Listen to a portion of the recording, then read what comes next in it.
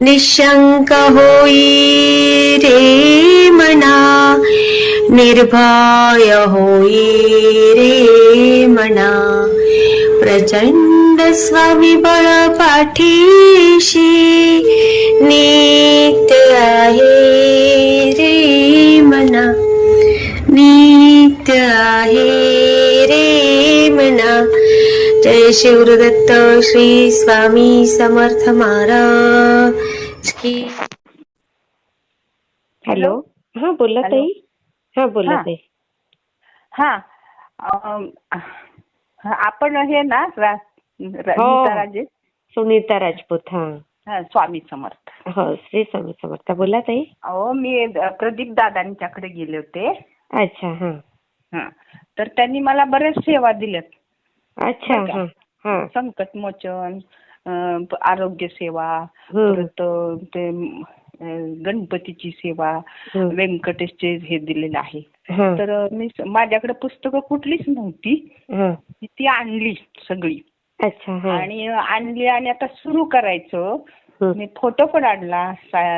तिन्ही एकत्र असलं, दत्त, स्वामी हा. आणि हे शंकर महाराज. बरं. तर त्याच्या आधी मी तारक मंत्र 11 वेळा म्हणायची आणि 11 वेळा जप करायची. बर. ते पंक्तीमध्ये फुल आलं, सगळं व्यवस्थित झालं. आणि त्याच्यानंतर मला ती पुस्तकं हातातच धरू वाटत नाहीत अहो. बघूच वाटत नाहीत. आता महिना होत आला मी आणून ठेवली, पण ती बघूच वाटत नाहीत पुस्तकं. एक एक पान वाचायचं. सगळ्या पुस्तकांकडे नका हातच लावावं वाटत नाही.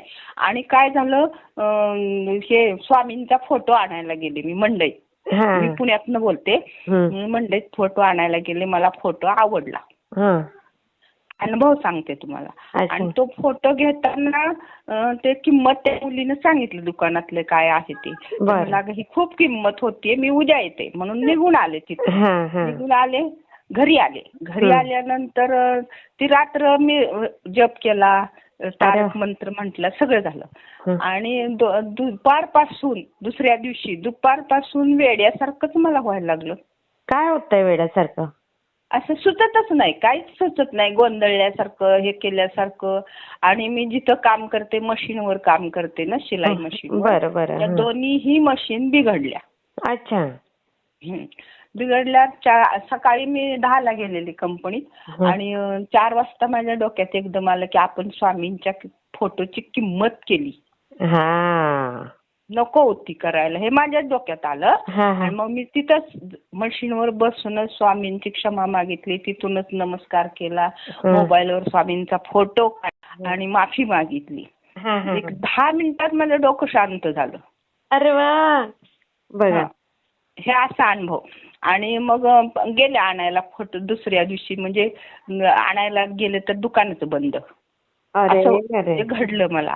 नंतर मी मनाने ठरवलं, आपण किंमत केली स्वामींच्या फोटोची, नको होती करायला, आहे त्या किमतीत आपण आणायचा. हे बघा, ते फोटोची किंमत आता ते काही स्वामी स्वतः नाही विकत येत. ते आलं का लक्षात?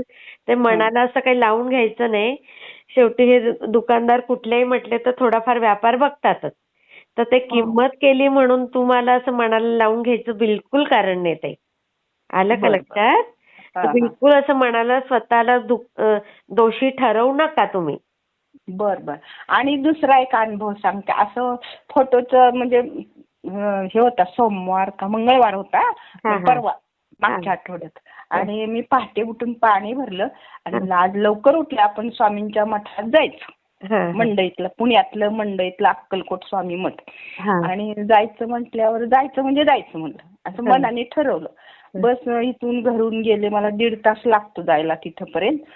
बस मधून उतरले तर 10:15 झालेले होते. आणि मी मोबाईल बंद केला आणि पर्स मध्ये ठेवला.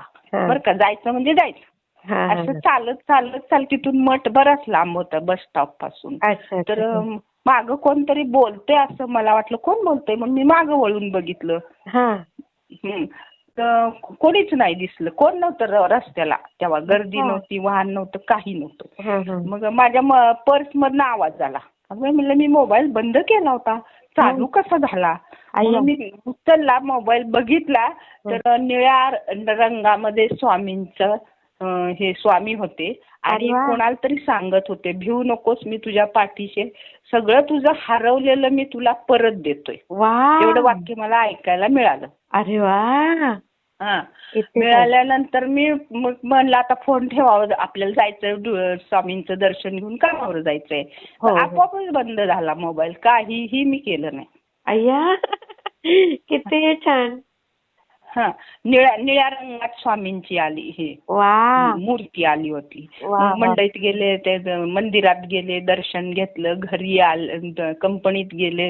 हा. तो दिवस छान गेला. हा, मग हं.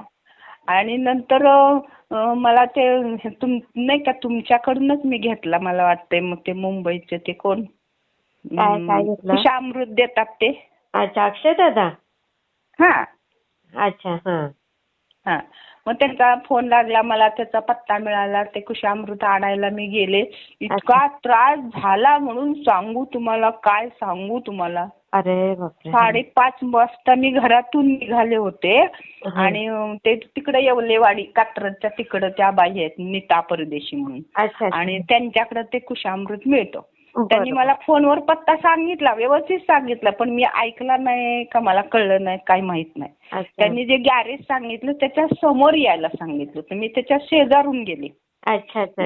घाण वस्ती, सगळा कचरा, दारू प्यायला लोक बसलेली, पुरुष पण बायका पण, आणि एक 10-12 कुत्री होती त्याच्यात. ती सगळी माझ्या अंगावर धावून आली. ऐगो.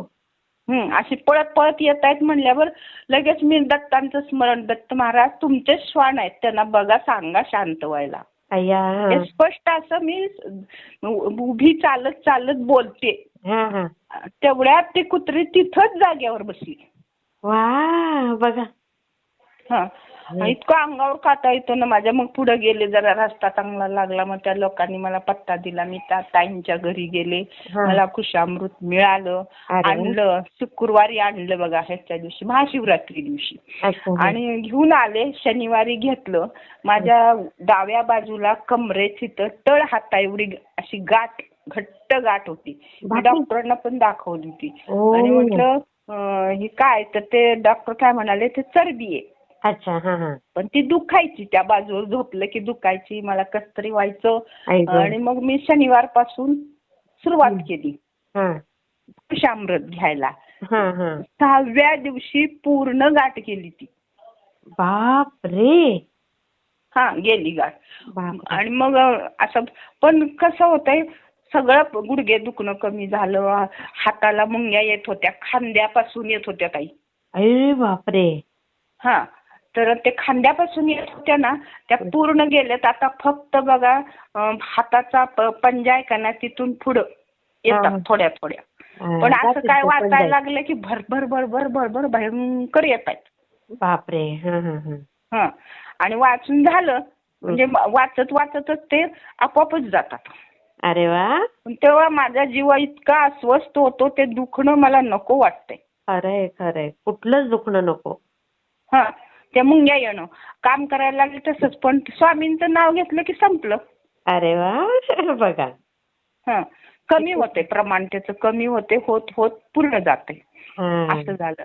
पण मला तुम्हाला एक विचारायचं होतं की मी प्रदीप दादांच्याकडून ज्या सेवा घेतल्या त्या मी अजून सुरूच केल्या नाहीत. मला होईनाच झालंय. ऐका, काय करा आता, तुमच्याकडनं जेवढं होईल तेवढं सुरुवात तर करत आहे.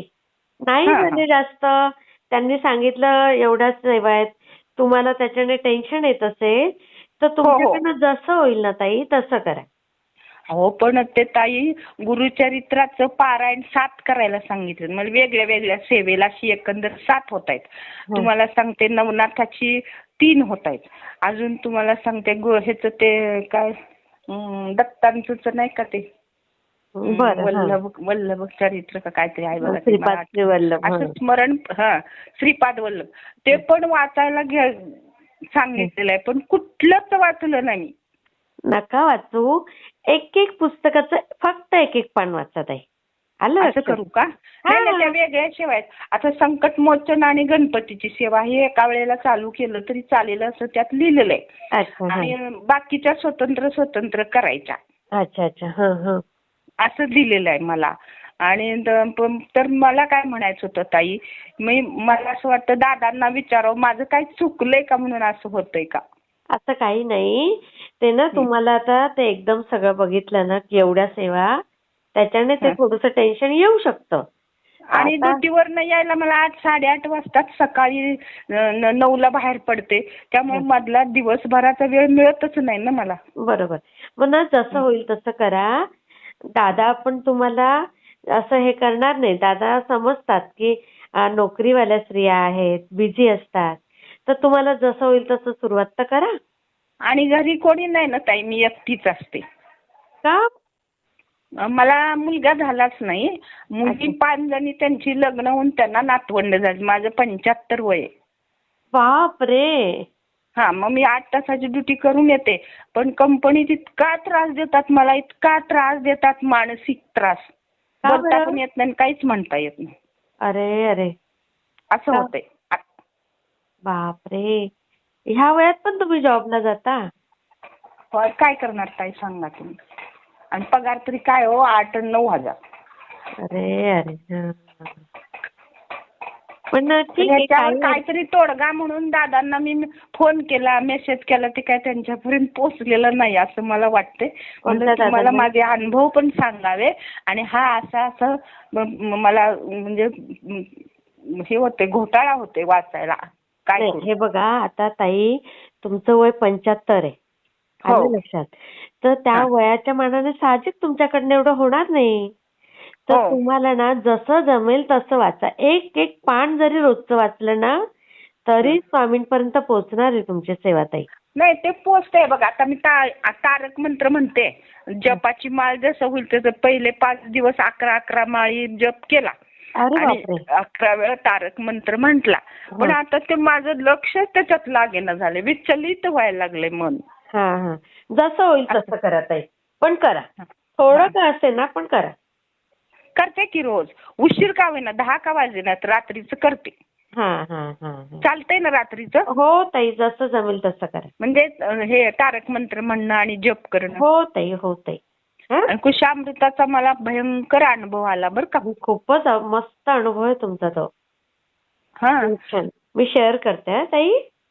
श्री स्वामी समर्थ. वाटला ते मला कमेंटमध्ये नक्की सांगा. आणि व्हिडिओ आवडला असेल तर लाईक, शेअर आणि सबस्क्राईब करायला विसरू नका. आणि हो, तुमचेही असेच काही अनुभव असतील तर या दिलेल्या नंबरवर रात्री 9 ते 10 ह्या वेळेमध्ये तुम्ही शेअर करू शकता.